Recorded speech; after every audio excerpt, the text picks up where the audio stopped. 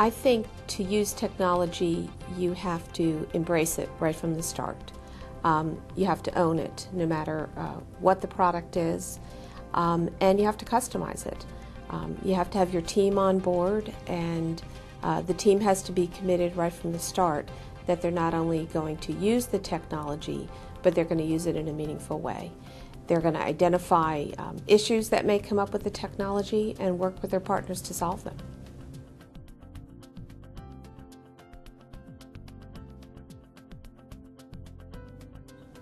I'll tell you, going to an electronic health record has been a very positive experience for us at MD Anderson.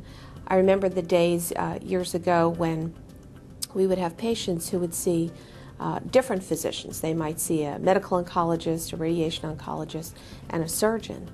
And we would have to seal their chart so they could take it with them to the different appointments.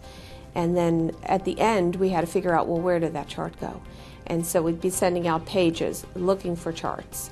And now with technology, with the electronic health record, the physicians can pull up the information from visit to visit, the nutritionist can pull the information, the research team, and so not only has it been positive in terms of our patients, all of the data being there, but providers can look at the chart at the very same time. We work with MD Anderson in Houston, Texas. That is actually where our name came from. And we've used the electronic record in terms of what we call concordance studies, looking at the quality of care that we deliver in Orlando measured against the Houston team.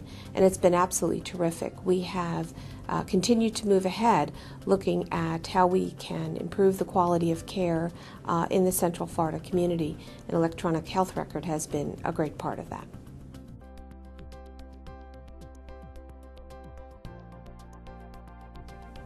I think our success has been because it's been a partnership.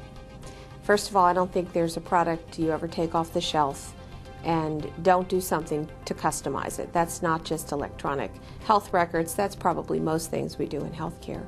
And it truly has been a partnership, sitting down together, looking at what we need to do to make it work for our clinicians. And so I think the customization of the product on things that we needed to change has been absolutely ideal. One of the avenues that we went down was nursing documentation. Actually, besides CPOE, just documentation as a whole. And being able to have evidence-based charting has been a tremendous help, not only for our experienced clinicians, but for our new nurses to be able to click and see the reason for the care, to have prompts there on things that they should document has been tremendous. And actually last week I was upstairs on one of our oncology floors with a brand new nurse, and she was telling me how comfortable she is actually in charting, that it actually was helpful to her to have the prompts there.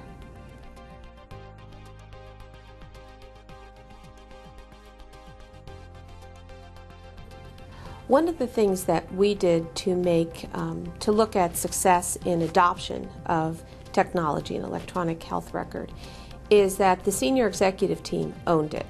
And actually, I was one of the executives assigned to the project of implementation of the electronic health record. So it wasn't just a responsibility of the CIO, it was a responsibility of operations. And we actually talk about it every single week. We have what we call the Medical Staff Leadership Breakfast. So every week we talk about it. We publish the results of percentage of CPOE. We identify the issues with CPOE. At MD Anderson, we actually have a multidisciplinary team that meets every single month looking at what our progress is, what are the issues and things we need to deal with. For us, we had a big issue looking at chemotherapy order sets and have spent quite a bit of time saying, well, how are we going to address that? Because I believe that the electronic health record is key to patient safety. It's key not only making sure that the right care is delivered to the patient, because we all know that handwriting orders and handwriting notes is not the wave of the future. In fact, we can all tell a story of how we used to hold the chart out about 3 feet, seeing if you could identify whose handwriting it is, what they might say. We know that's not safe, so we know an electronic health record is better, but we also know that there's work to do. No one likes change, and believe me, healthcare people are right in that group who don't like change. Even though the current system didn't work, it was their current system that they used for 20, 30, 40 years. And so we've had to deal with the change process. We've been through storming and we're in norming now, saying, okay, what do we need to do to move ahead? In terms of nursing, we established a nursing technology group that's actually a partnership with the informatics team. It's head by a chief nursing officer who I would say is as proficient as any IT person. She owns it, she embraces it, she's had staff nurses involved looking at how the system works, what we need to change, and so we've embraced and said we need to be part of the solution to make this work. Are we perfect? Absolutely not. Do we still have people that we're having to drag along who don't want to use an electronic record? You bet, but we're committed that this is the way we're going and we'll be successful because of it.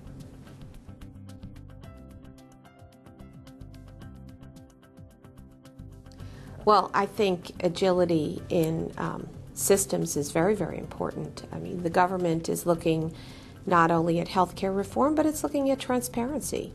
It's looking at the quality of care and patient safety. I actually sit on the Florida Hospital Association Quality and Safety Committee, and one of the things we were discussing are the areas that we need to measure in the state. We identified 4 areas that we want to measure. I'm pretty comfortable that Orlando Health can easily participate because we do have an electronic health record. We can mine data, and I think the key today is to be able to not only provide the care in a safe way, but be able to look at the data and find new ways to improve. So agility is absolutely key.